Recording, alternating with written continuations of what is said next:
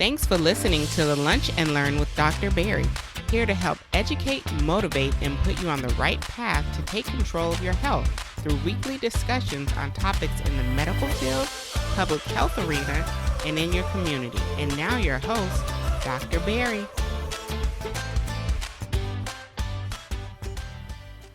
Welcome to another episode of the Lunch and Learn with Dr. Barry. I'm your host, Dr. Barry Pierre Favorite, board-certified internist, founder of drbarrypierre.com, as well as the CEO of Pierre Medical Consulting, helping you empower yourself with better health with the #1 podcast for patient advocacy, affirmation, and education.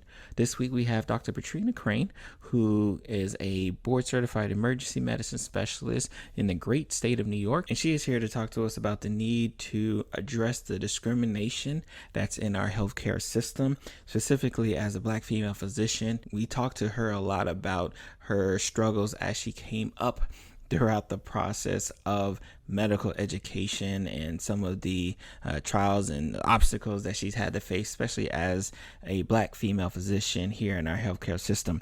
She is a strong advocate for underserved communities, promoting diversity and inclusion, and she's also a brand new author. And we're going to be talking a little bit about her recent contribution to the Chronicles of Women in White Coats. And we're going to talk about her story, and we're going to get a little bit into her business today. So like always, remember, subscribe to the podcast, leave us a 5-star review if you have not done so already. Let us know how today's episode was, and remember to tell 10 friends when you get a chance. So you guys be blessed and have a great day. This podcast is sponsored by the Lunch and Learn Community Merchandise Store, living out the motto, empower yourself for better health. At the store, you can get your favorite t-shirts, coffee mugs, even wristbands, and more. For a limited time, you can get 10% off your next purchase using the coupon code EMPOWER10. That's EMPOWER10, EMPOWER10. Just go to shop.drbarrypr.com to pick up your purchase and get 10% off today. And remember, 50% of your purchases will be donated to the 5-Star Scholarship Foundation, a nonprofit organization for high school students. All right, Lunch and Learn community, you just heard another amazing introduction for a guest I'm definitely very excited to talk to. She is an accomplished author, emergency medicine physician, and most importantly, she's going to be talking about a subject that I think really needs to be screamed from the rooftop, especially as a physician, as a program director in graduate medical education. This is something that I really kind of keep a keen eye on kind of across the landscape. Dr. Petrina Craine, thank you for joining the podcast. We're going to talk about, just kind of your journey. Like, I love talking to my physicians, is really just kind of talking about their journey as being a physician. But most importantly, the fact that you're an accomplished author, we want to talk about, we're going to get into that business as well. So again, thank you for joining the podcast. Yeah, Dr. Pierre, thanks for having me. I'm excited to be here. So before we get into the book, because obviously I know the book is important, right? But again, I'm getting to your business a little bit. Like, tell me, who is Dr. Craine, and how did she get to the point where she's at right now? Just in the glory. Okay, sure. So you want me to chronicle my life, like the title of the book, huh? I see what you're doing. Well, my name is Petrina Craine. I was born and raised in Memphis, Tennessee. It's a great place. Great food, great culture, great music. I have a big extended family, and that's always a lot of fun. After graduating from high school, I went to college in North Carolina. I went to Duke, wonderful place, fabulous. So I'm a Blue Devil, so if you have any sort of UNC people listening, I'm sorry, we can't be friends. After my time there, I left Duke, spent some time in Atlanta.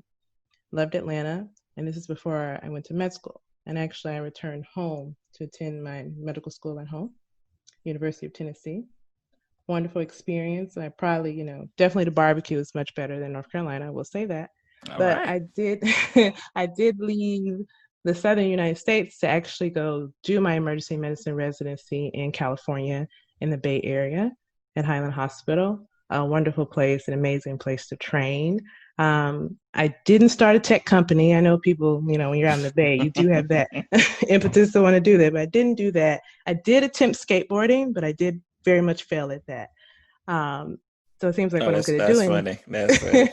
is being an emergency medicine physician. So I left California to actually come where I am now to NYC, where I currently practice under these NYC skylines. And I take care of patients dealing with all kinds of issues, ranging from coronavirus to gun violence, and trying to teach New Yorkers how to cook Memphis barbecue. Ooh. And especially being in New York with, obviously depending on lunch lane community, depending on when you're listening to this, this is, really the for you guys, really the downtick of, the just COVID-19 cases just in general, when it's like popping up I'm in Florida. So we're actually like on the up, unfortunately. And I'm especially a frontline worker being in emergency medicine. So definitely hats off and kudos to you. Because I know how hard you guys are working up there. So special shout out on top of everything that you're doing amazingly for that. Oh, yeah. Thank you for that. Definitely when it hit NYC, it was an experience like no other, dealing with coronavirus. So all my good wishes and good luck to the kind of the new epicenters now, because it's something that it's taxing on you just mentally as a provider, but also emotionally, physically. It's suffering not just for patients, but also ourselves. So please, I always encourage people to, especially when you're in the heat of it, you have to do your own self-care, because it's going to be a rough time. So let's talk about, especially as an emergency medicine physician, just kind of some of your interests and, that's kind of led you really up to this point where you say, you know what, like, I think I need to write something down. Like, Let me write something down. Well, in terms of, I do have a lot of various interests, and I do have interest in health disparities and health inequities. And I think that interest started pretty much early on, just given like my background of where I'm from. Like, I'm from Memphis. It's a place where there's grit and grind and grace. That's what I like to tell people. But there's also this unique lens of growing up there, because you have such prominent institutions that are reminders of issues with racism and also working against racism, such as the Civil Rights Museum. And it's unfortunately a location where our prominent civil rights leader, Dr. Martin Luther King, was assassinated. So I'm a Black woman now, I promise you, but I was once a little Black girl. And I can distinctly remember even then having experiences dealing with racism. So, for example, when I was in kindergarten, I would be like 6 years old, and I did have a white male classmate who I played with, many times before, all throughout the school year. And this particular time, I can't exactly remember what we were arguing about, but he became so angry at me, and we were arguing about whatever 6-year-olds argue about. I think it was something to do with with like a broom. I remember a broom and like the play center, and maybe we were arguing about who was going to do the sweeping, because kids like to do chores, at least at that age, not when they're older. And I just remember him just becoming so angry at me, and he told me at some point that I was just Black. And I argued with him because I was like, how dare you even call me that, because I'm brown.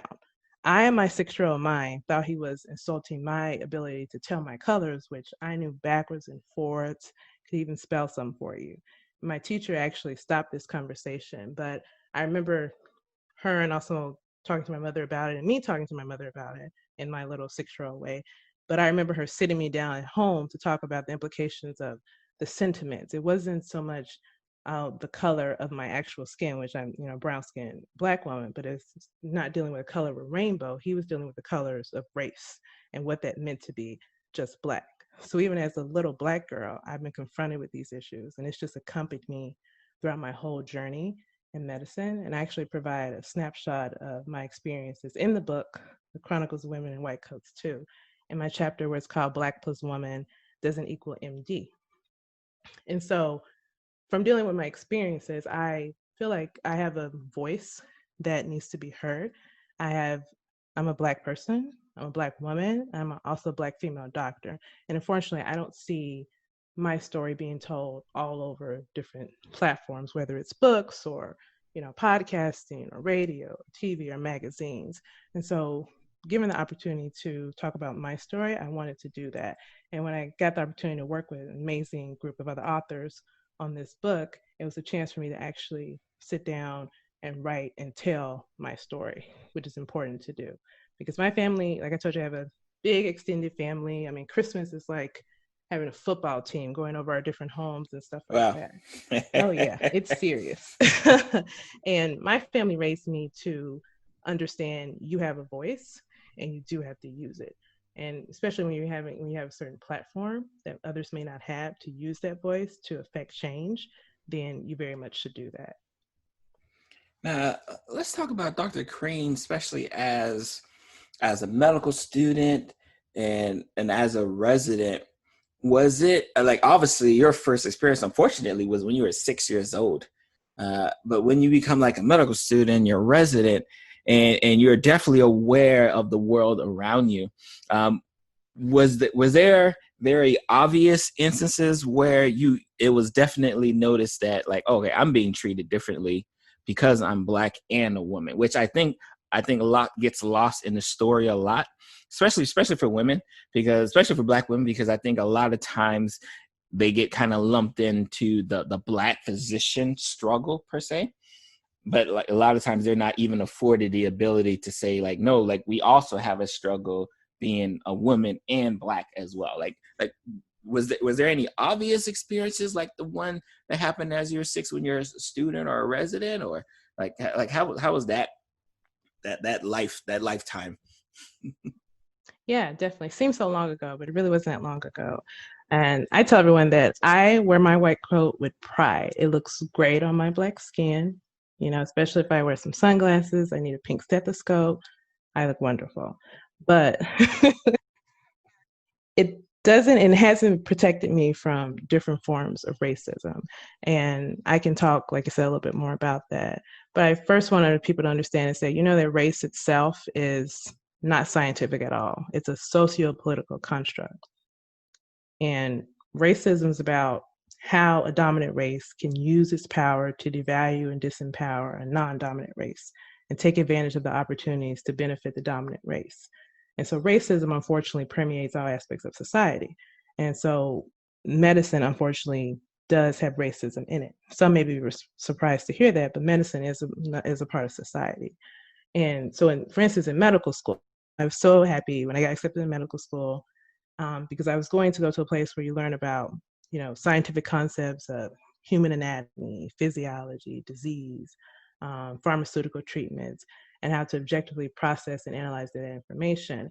But amongst doing this, some of my experiences in medicine were colored by dealing with racism. So, for instance, I distinctly remember I have a large SUV. I know, gas guzzler. Sorry about that. Love the car, but I was actually, I know it I is got I not. got I got I got Suburban, so I was like, yeah, I know. You understand, right? It is not. My climate change friends are like, you are part of the problem. So, gas guzzling SUV. But I love my SUV because I can, basically you can put a tree in the back of it and do whatever you want. I can go to Lowe's and I'm like, hey, I'm gonna pick up a tree today, no problem. So for me, I actually was going to a school fair drive for an underprivileged area. And so I had spent time collecting all these different donations for this particular school of underprivileged children, who unfortunately most of them were African American. And on my way there, I pulled over to the side. This is like a hot day um, in Memphis. And I opened my trunk and I'm just organizing like the donations better because they were in these different gift baskets and presents, and they were just, beautifully decorated. I'm so excited to deliver this gift to the children when all of a sudden a police officer comes over to where I am. And I know this particular officer, he's patrolled the area before. And he comes up to me and he's sort of looking at me and I'm like, naive. I'm like, hi, how are you? Blah, blah. He's like, yeah, I'm doing okay. I got a report that there's a Black female breaking into this large SUV. And I'm like, what? Like, what do you mean? I thought he was joking. I'm like, this is my car. Like, everyone sees me in this car. And he's like, no, we're getting reports that's you. And I'm like, are you telling me that someone just saw me? And again, I'm in my white coat. I'm doing the things with, the presents I'm going to give to the children. And someone has accused me of breaking into my car, my own car, breaking into a car, not realizing it's my car. And I just remember, and the officer, it was, a fine interaction, he left me alone. But I just remember like sitting in the car for a little while, just thinking about the experience. And I'm like, wow, I'm being accused of doing something wrong when I'm in the process of trying to do something right. And that's just an experience that very much stuck with me. And that's so tough, because you're like, there is nothing you could have done differently that would have made that person who apparently said like, oh no, this person has to be like breaking in, like, because that was their only logical explanation of why you would be in that car, which is like dumbfounding. And I'm in my white coat. I'm, organizing presents. I'm near the medical school, a place where I go all the time at this time of my life. And at that moment, the white coat didn't protect me. And so even though that may have been, and I don't know who called, for all I know, it could have been a colleague that called. It could have been just a random person off the street. Yeah, I have no idea who called, but the fact that someone called about that just sticks with me. So, and even as a resident, I talk about this a little bit in the book. I'm not going to like give it all away, but I unfortunately have had some experience where my being a Black female in medicine and being a doctor was questioned. So just for people to know, in California, when you're a resident, I know this different per state. There's a time in the state where you even get your license before you graduate from residency. So you're technically, a fully licensed doctor in California to do certain things after, for me, it was particularly after my second year of residency. And I'm seeing this patient in the emergency department. She's like an older white lady, and she unfortunately, fell, slipped, had just a little cut, laceration that just needed some stitches put in to be repaired. And I see her, I talk to her about this is what we're going to do, and she just was adamantly saying to me that you will not touch me. I don't think you have the credentials to do whatever you're talking about. I need to see your license. I need to see your degrees. I need to see, just asking for all my credentials for me to do something that is a simple medical procedure. And I remember going to my attending at the time, telling them the story. And this was a white female attending who I'd say very much advocated for me in terms of saying, you're being inappropriate. She has appropriate credentials to do this. It's not how you should treat, this is your doctor. And the patient just adamantly refused. She felt like I was unqualified, but couldn't tell me specifically why she felt like I was unqualified, and left without having her laceration repaired. Wow. Wow. So she was like, I'm not even going to get treated. Like, nope. She was like, if it's you who's going to do it, I'm not doing it. And, in that moment, you're like, wow. Especially, I imagine in the emergency room, you're going about your day, and you have to keep going, like seeing patients. That's the unique thing about our specialty. You don't even have the ability to kind of like chill, because like, all right, so I got like probably 5 more people, and I got people coming on the way, and EMS is right. There's a cardiac arrest coming. Maybe someone who's didn't make it to L&D as quickly as they should. You're dealing with all of that, and have to deal with also racism in that moment. On top of that was just a lot, and it can cause you to question yourself. That's one thing that, for me, that I actually have talked about that experience. So I'm like, wow, am I good enough? I've done all these different things. I have all these different accolades. I've been valedictorian. I've gotten this award and that award. At some point, I was, an intern of the year at my residency. But all of the accolades, the white coat, all that stuff doesn't matter, because for some people, all they see is my Black skin. And for them, that has a negative connotation with whatever for them.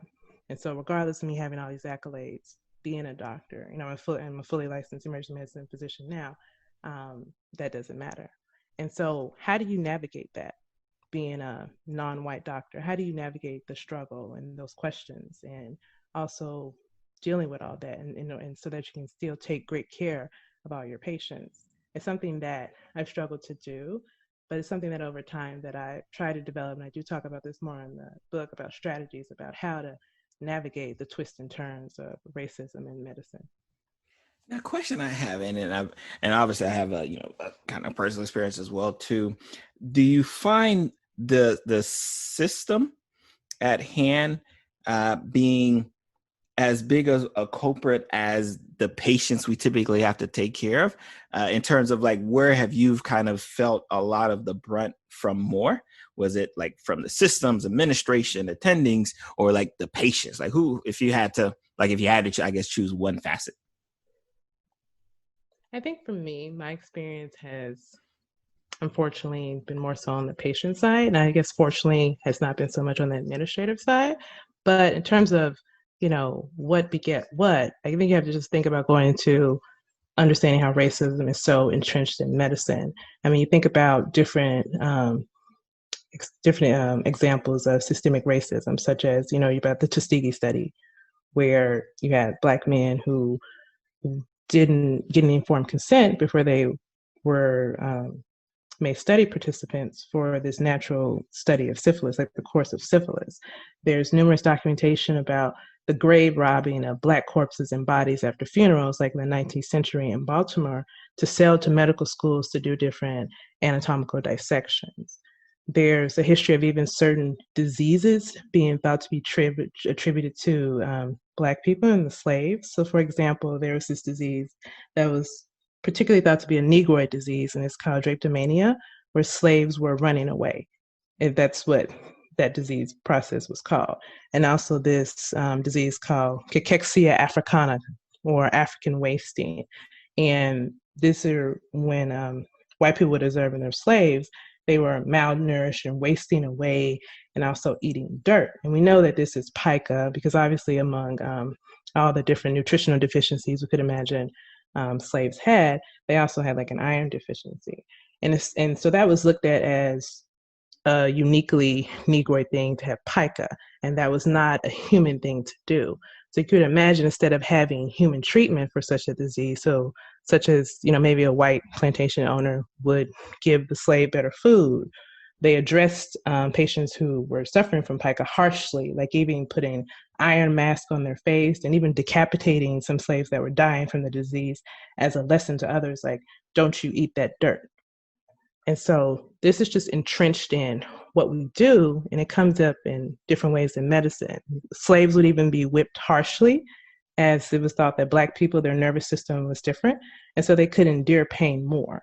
And you have those sort of notions that even continue today. There was, I think, a study back in 2016 where it talks about the undertreatment of Black patients, and because there were thoughts amongst our trainees, especially like medical students and residents, about these false beliefs that Blacks had thicker skin and so forth. They didn't need as much medication as a white individual. And that's probably the sad, especially that one was like amongst the others were crazy because it's so permeated within the culture of medicine that medical students like have been ingrained with the thought process, right? So it's not as just something like, oh, they've been out for a few years and they kind of got, washed in the system. No, these are people who, they were, pre-meds 2 years ago, and all of a sudden they already have the school of thought, right, that we require less pain medication, we don't hurt as much, and because of that, like, I don't have to give them what they need. And I see it a lot, especially down here with our sickle cell patients, where I just like the bias is so evident that like, oh no, they're just seeking. I'm like, no, they're actually sickly. Like that's like, it's not that's the seeking is not a thing, right? Like it's one of those things where like you have to treat the pain and you have to remove your bias from it. And it's so like you said, so rooted and ingrained in our just the culture of medicine and how we train over and over and over again that it seems almost foreign, when we start saying like, hey, you know what? Like we kind of feel just as much pain as y'all feel. Like we would like, to be treated the same way. Like people like look at you crazy. Yeah, and it's crazy. And this is influencing even, other aspects of health. Like for racism, there's literature on increased maternal and infant morbidity and mortality, where even if you have, like say you have a pregnant Black woman, a pregnant white woman, you control for all the different factors, socioeconomics, whatever, control for everything, that there can be poor outcomes for that Black mother.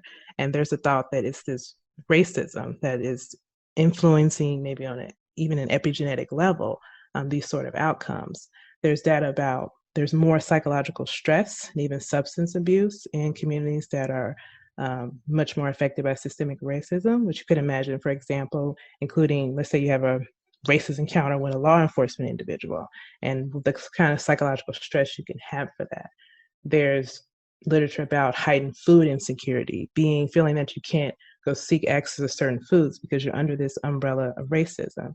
And we've even seen differential use of potentially life-saving testing and medication, such as even the use of a clot-busting medicine for strokes that was less given to Black patients as compared to non-Black patients. And so this stuff is very much deep and entrenched in medicine, unfortunately.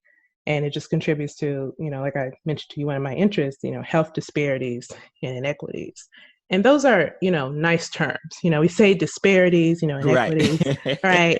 They're just polite terms for us to say that there are segments of the population that are dying, and they're dying more than other segments of the population. And what is causing that?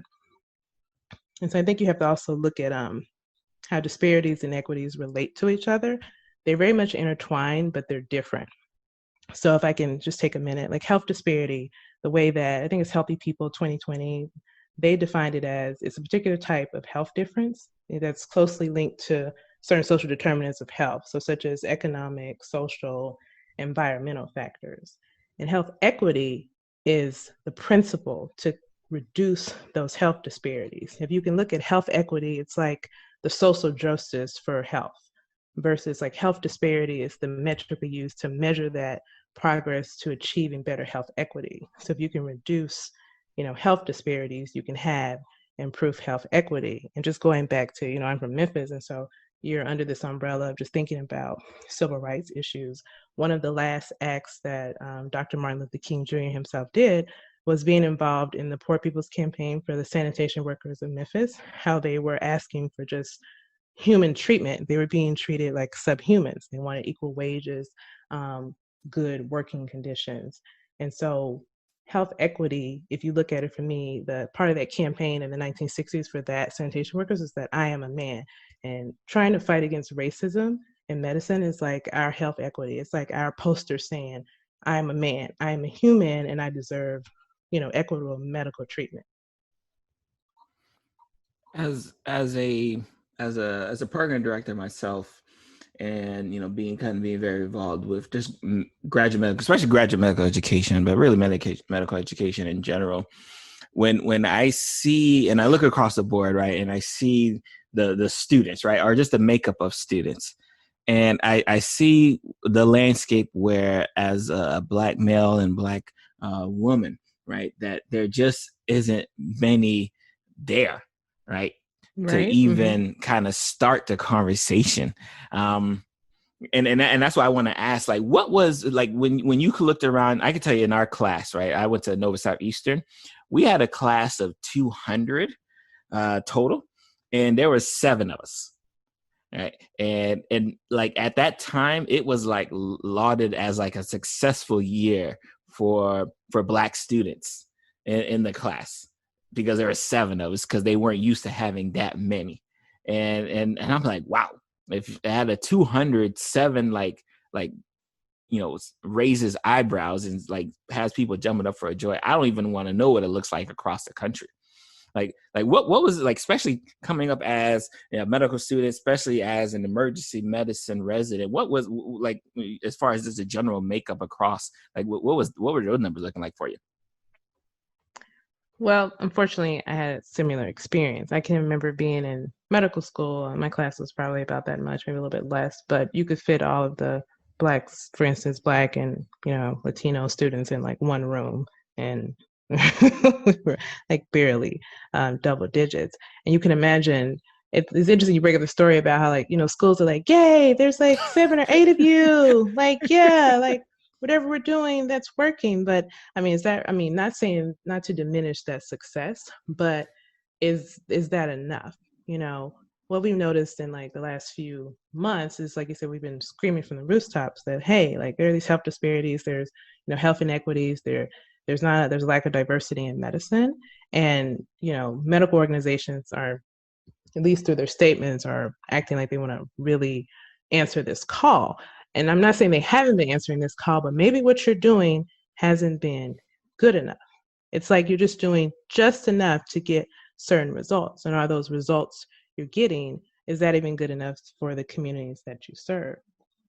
And I don't think it's enough. I think that institutions and schools can do more, such as, for example, in terms of addressing like anti-racism, why is that not part of like for medical school curriculum? For instance, like I basically was a fairly new medical student when Trayvon Martin case happened, and Trayvon Martin was unfortunately murdered. And so you can imagine like going in to school with your backpack and an anatomy book, it's about to break your backpack.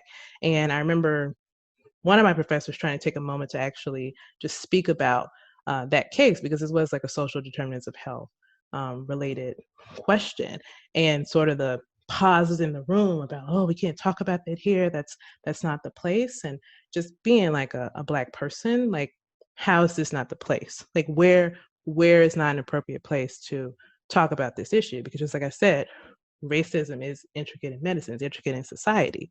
So to ignore these issues, or to not approach them with the same zeal as we do as someone who comes in like for an emergency room and I think they're having a heart attack, and just, hey, it's just like, go.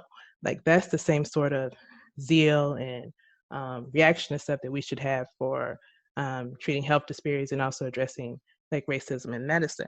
In my residency class, I would say that there were 12 of us. Two of us were Black females, and where I went to residency, it's a diverse place. Um, and that was like a good year for them, but at the same time, there's only two of us. And there were even subsequent years where we didn't have, maybe we had one African American person, for instance, or one person of color. And I can distinctly remember, even not from certain administrators at the hospital, like having a discussion about, it's almost like a competition about what kind of diverse person we should take this year. Like, can we do a Black female who's also identifying the LGBT community, or should we get like white female LGBTQ? And I'm like, hold on. This is not like a competition in race. Like, it's not like insert here, take this one out. Like, why can't we have like all these different people in this residency if that better reflects the type of doctors that we need, and also better reflects also our patient population? Like, it shouldn't be like a race. So what I think emergency medicine is like some medical specialties where there's a dearth of emergency medicine providers of color, and there needs to be a more concerted effort. And there has been, I think, over time, to talk about that and address that and what we can do. But I need people to, in terms of medical institutions, to think about like their efforts. They've been okay, but have they been aggressive enough? And if you're not quite sure what to do, maybe ask those who maybe navigate this space better, such as myself or you, about what are our ideas about how to really, really address this problem. Because I feel like, there hasn't been much change. Like, if we only make up 12% of the population, for example, Black Americans, then that's pretty much been steady. We're still under the amount of percentages we should have for Black physicians. And there are some specialties, I think, that do this better than others. For example, there are more Black OBGYNs than other specialties. And that's something that has definitely changed over time. So what did they do to get to that point, to have doctors who, look like their patient population? And I love that, like, as a suggestion, you say, oh, maybe they should actually talk to the people who are like disenfranchised, because it sounds common sense, but they're actually not doing that, right? And that's probably the sad part, right? They're not talking. Like, if I want to see how can I get more Black women, right, into the system of healthcare, right, and into the system of becoming medical students and becoming physicians and becoming attendings in respective fields, like, maybe I should like go to them and see like, hey, what's stopping them in the first place? And surprisingly enough, they don't do enough of that. Like, it's one of those things where, like, yeah, you say it, like, your mission statement says it, right? You have an office, of diversity, but like what are they actually doing? And what do we need to do, especially those who are already in the field, who are already on the other side, really to kind of hold their feet to the fire? Yeah, exactly. Because if we're able to hold their feet to the fire, I feel like, well, we would have more things like increased education on racism, its components like discrimination or microaggressions, and then more exploration about the effects of racism and what it can have on society, such as, even thinking about all these different protests and the different protesters who experience pain or any sort of medical condition after being subjected to police riot weapons. Like, why can't there be research on what happens to them?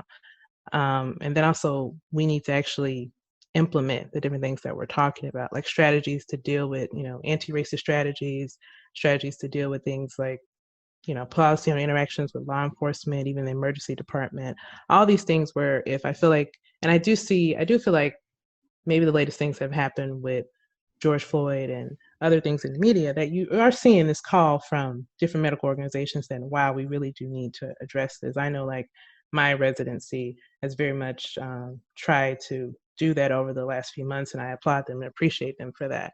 But that sort of zeal just needs to be bigger. I mean, think about like we're dealing with this and coronavirus constant pandemic and constant. yeah. I mean, dealing with this pandemic, right? It's been going on for, I know when it hit New York, like it seemed like February, just February and March was just like a blur. And we're dealing with this pandemic, and like we as a country have gone to town trying to address coronavirus, the PPE and the messages and campaigns and getting resources and getting this and getting that. But Black people have lived under, well, and not just Black people, but non-dominant races, if you want to say, have been dealing with the pandemic of racism and its effects for way longer than coronavirus. It's been here way longer. And so I need that same energy applied to what we can do to better, get rid of this racism that affects our communities. And it's affecting our health. I mean, it really is killing us. I really do believe that. Oh no, I definitely agree. I think it's one of those things, especially when you talk about the residency. I remember, especially with George Floyd, when they were, a lot of the protests that go on and actually still go on. Most people don't even realize it because they just really stopped showing it on TV. We actually did a kneel-in at our hospital, and I remember the support from our administration was more of, okay, we won't stop you from doing it, but we won't necessarily be out there with you doing it. And I think it was just me and probably like like 8 or 9 of my residents who just went out, especially because where I'm in Wellington, Florida, so pretty well dominated as far as just the white population from a majority. So I knew that we probably wouldn't get the support from admin per se, because obviously they got their people they gotta answer to. But I at least I appreciate the fact that they didn't stop me from doing it, like it, because that probably would have been a difficult conversation, because I don't think they would have been able to do it anyways. But at least they were like, all right, we're not gonna hold it over you in that regards. But I think you said it right on the head. Like, you have to hold these people to the fire, and we definitely need that same energy. Every single day, in every single policy, in every single way. And I think what happens a lot of times, the stress and burden is put on people like us to have to do it. But like, if it's just us, right? Like, it's like we don't, the numbers unfortunately speak for itself. We don't even have enough numbers, right, to make the movement. So we it needs to be an inclusive effort to say like, nah, like, being Black and then being a woman and being Black male, being a Black woman, it's problems, right? And we all need to get behind this, because this is a problem that is affecting not just them, right? Not just their population, but everyone in general. Yeah, definitely. I think it's interesting when you comment about how no one specifically stopped you from doing what you did in order to honor what's going on. And that always gets me, because I feel like for certain, administrators, it's been that whole thing where we won't say no, but we're not saying like with a resounding like, yeah. But I think that goes back to thinking about how, yes, like race and racism can be sociopolitical, but racism is in medicine. Like, racism is as American as apple pie. Like, if that's our classic symbol, I'll say it, of American culture, like it's that, because it's in its lockstep in medicine. Like, when slavery became institutionalized, so did this subsystem of health for Blacks for hundreds and hundreds of years that I would say still continues today. There hasn't been a period in American history where the health of Blacks was equal to the health of whites. And so I think if you understand that racism is sociopolitical, but also what I would encourage people to look at racism as what I mentioned, it's like a social determinant of health. And so we as medicine are addressing other social determinants of health, environments like violence, like climate. I feel like a different zeal and energy to addressing those things when racism is a social determinant of health. So understand, yes, it has a socio-political beginnings, but it's even bigger than that now. So as a medical administrator, I shouldn't feel some hesitancy if my doctors and my medical students and my residents want to go out and address how to address racism, because that is what we should do. Because in order for us to end these health disparities and health inequities, you have to look at it with that lens, not the lens that is completely socio-political. And I think if we had that, then your administrators would feel more comfortable about saying, hey, let's go for that, versus sort of like, yeah. I just remember it being so funny because I remember when because I think a week or so had went by, and I didn't see no email go out. I didn't see anything. I was like, okay, this is weird. Right. And mind you, like, you guys got a Black program director. Like if you don't think like it should be mentioned, right, that's an issue. So of course I shot him an email. I'm like, hey, like, by the way, like, I haven't really heard anything, but like, me and the residents were planning on doing this. We just wanted to make sure, to see if admin wanted to do it too. And they're like, oh, well, like, you guys can do it, but, and we'll be there. And then when the day came, no one was there. And I was like, oh, okay. So clearly, like, someone above said, like, nah, we can't do that. Yeah. And it's unfortunate. It's like, no, like, if you had gone and say, hey, there's violence, like, all these people got shot up last night, we need to stand up against violence, the parking lot would be full. Racism is just another social determinant of health. It should be the same energy. Like I said, like, Americans, we don't run away from problems. Like, that's part of our apple pie culture, so to speak. Like, we face problems head on and we make solutions. So we need to make our response to racism, I would say, think of it as a new ingredient in that apple pie recipe about what makes us uniquely American.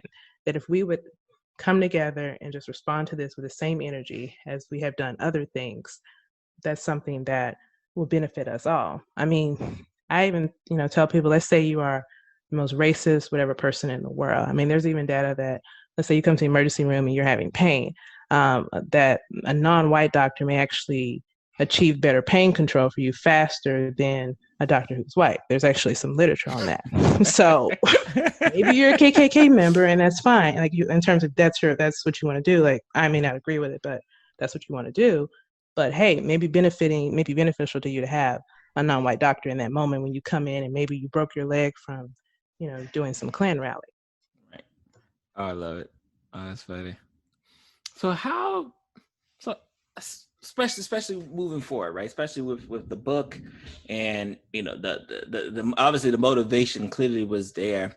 How do we, right, like, help try to improve not only just kind of the discrimination that we see in healthcare, but like kind of address like just some of these unfortunate like numbers gaps, right? Like, it's especially for Black women, right? And then again, I stress that enough, right? And I talk about this a lot during for a lot of my residents. This year, I was very fortunate that we actually had all women in our class, but 3 of them were Black, and I was of course jumping for joy for that, because like, it's definitely been a push of mine just to get really more people who look like me in my program. How do we address that? Like, how do we what should we do? Let's say me. I'll even say me as a program director, right? Like, what should I be doing more of to try to help promote, the Black female physician?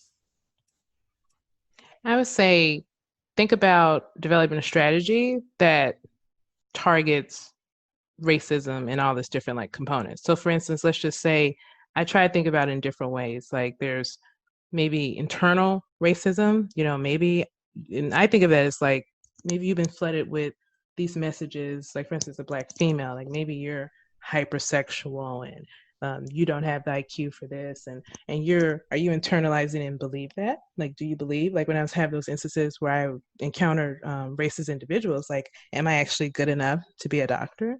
Like, encountering like that internal racism that you, especially, I think, our physicians of color may actually experience at some time in their lives, and recognizing that's false. Like, you are good enough. And so what strategies you can do to actually combat that internal racism? Is it, I encourage, like, one thing I talk about in the book is how to foster your own resiliency.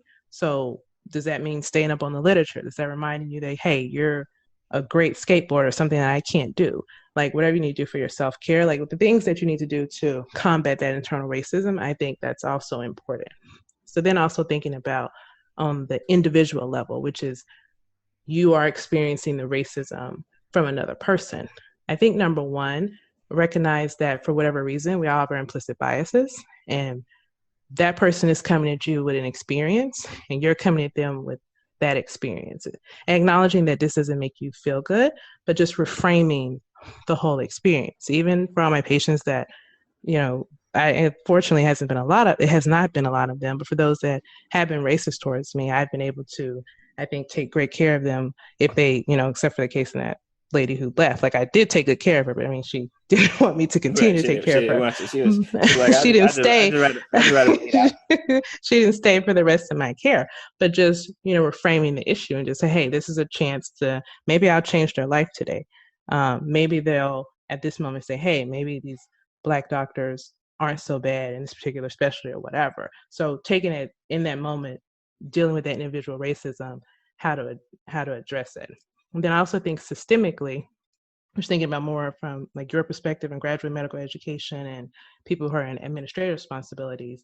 How do we address the systemic racism? So you can do things to really address it, such as if you, increase education on it, like actually put it in your curriculum, have a case conference about morbidity and mortality in M&M that happened, there was racism implied in that, because there are cases of that. Actually have a clinical repository resource about how we can all work to be more anti-racist.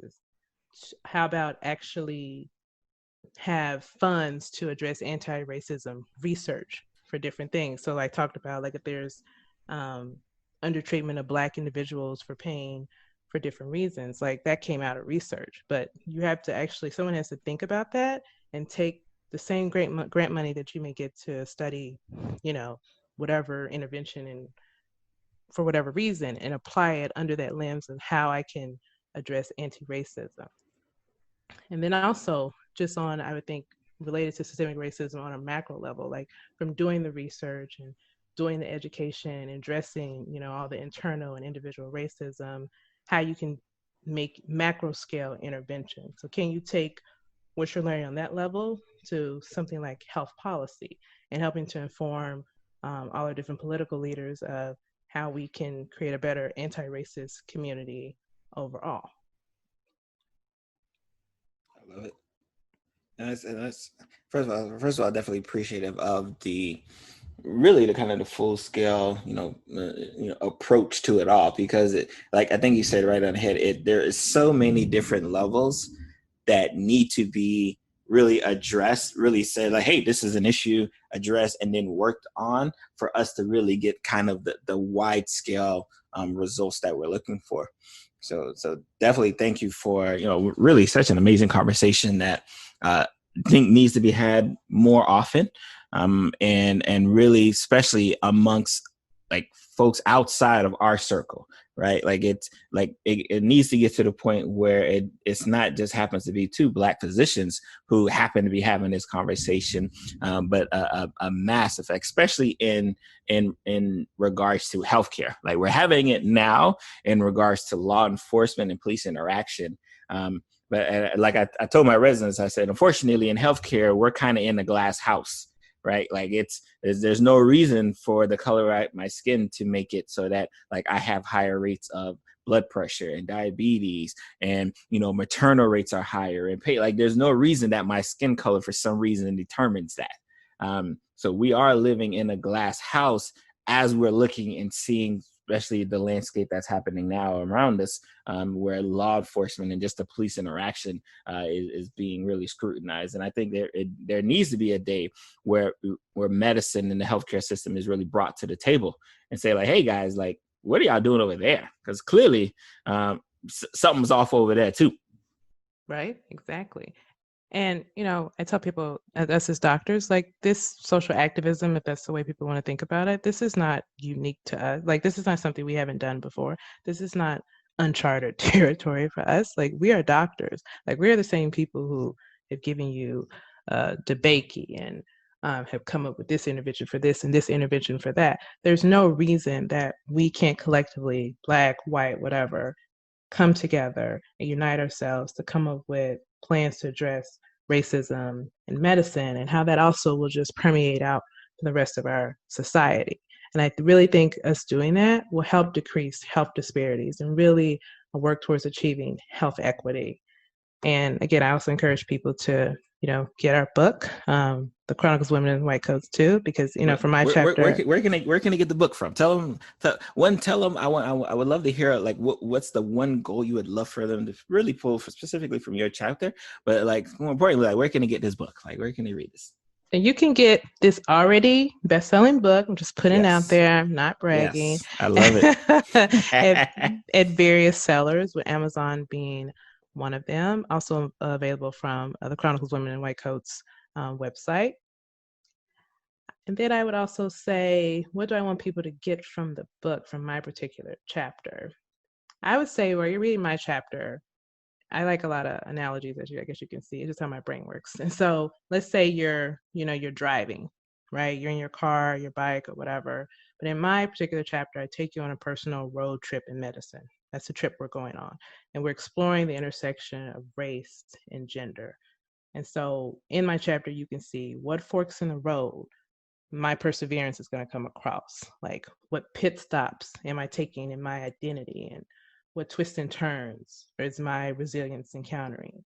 And so my words are a vehicle, and you're the passenger or the driver, but you can use that to explore those different issues as you go along with me on my journey in medicine. And I'm hoping that from that chapter, you'll be able to better recognize and understand like racism, and how you can better navigate this system in order so we can all come up with strategies to deal with the effects. Because I would, give me something else to talk about. I would look, if we have an anti-racist society, I have plenty other things that I can write and talk about. And I would love to just put this to rest. I love it. And before I let you go, what's next for Dr. Craine? Like, obviously we're a best-selling author now, right? Like what should we expect out of you? Where can people follow you, and just kind of follow your journey as well? Like give us those details. Well, I tell people I'm a doctor, but I'm also a creator. I love to write, so I'm working on some other pieces, whether other books in the future, so look out for that. But you can also find me in the physician journalist space. I really like to try to educate people about health topics. So look me up. You can find me in different media outlets actually doing that. So look for more of that. You can find me, I have a Twitter, but I don't really use that much, so might as well. I have to admit, I'm trying to learn how to use it better. Have an Instagram. It's my TrapMD09. That is my handle.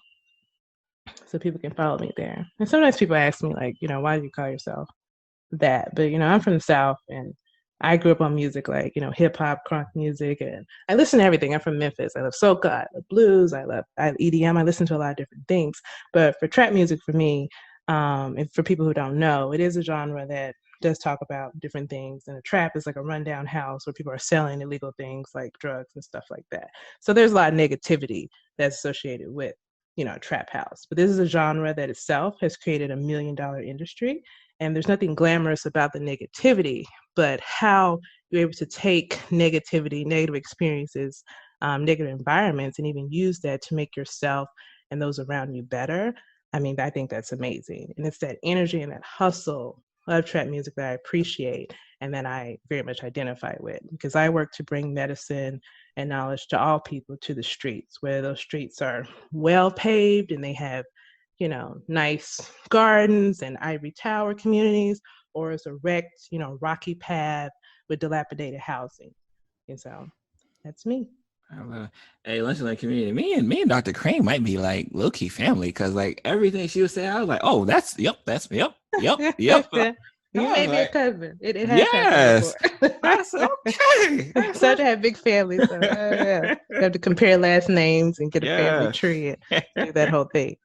Love it. Again, thank you so much for taking the time really to talk about a conversation that needs to be had, that will likely need to be had next month, the month after, the month, like it'll probably is just something that's need to like happen. And I'm glad that, you know, you're able to really take some time, put some pen to paper, and, you know, help educate a community that really needs to hear it, and really needs to hear it from our voice. And I'm glad they're able to hear it from a voice like yours.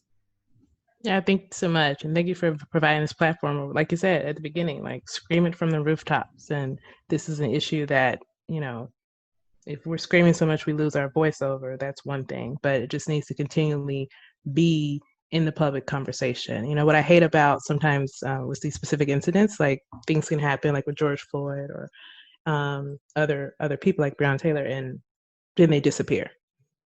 And for a while until, you know, the next thing happens and there's like uproar. It almost looks like this crescendo, decrescendo, crescendo, decrescendo.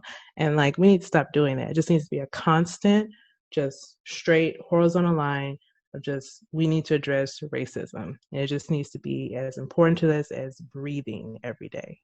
Thank you for coming to the end of the episode. It is yours truly, Dr. Barry Pierre. I want to give my undying thanks to you for your support. Just getting to the end of the episode means that you at least enjoyed today's episode. Hope you were empowered by today's episode. Please remember to share this episode with at least 2 people that you know that would be greatly affected if they did not listen to today's episode. And if you have not already done so, subscribe to the podcast. Leave us a 5-star review, especially on Apple Podcasts or wherever you can leave a review. Leave a review there because your support is so valuable for what we're doing here on the Lynch Learn and everything with Pierre Medical Consulting. And if you have not done so, go ahead and join the listserv. To join the listserv is very easy. Just grab your phone right now. I'll pause. Join the listserv. You want to text Lunch Learn Pod. This is all going to be one word, Lunch Learn Pod, to 44222. And you'll be on the listserv. You'll know exactly when new episodes are coming out. You'll know about new episodes before they actually come out, because I usually tell my listserv members, hey, this is what I'm working on. These are the guests that you should expect to hear for the week on. Thank you guys. You have a blessed day, and I'm going to see you guys next week.